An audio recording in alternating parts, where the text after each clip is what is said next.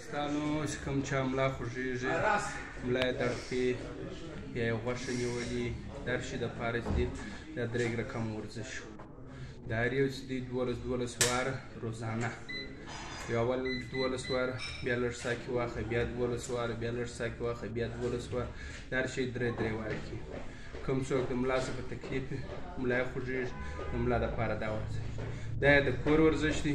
که چیرې بیا ته د کلب ورزش غواړې، هغه بیا موږ علیحده بیا د هغه دپاره ویډیو درته کوو، او د دې سره ما چینل به در سره سبسکرایب کړئ او بیل ایکن به پسې ووهئ. ډېره مننه.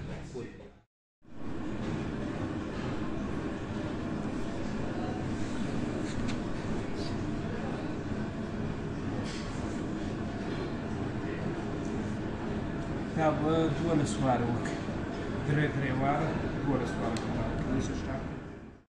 د دې بعد به بیا داسې وکړئ.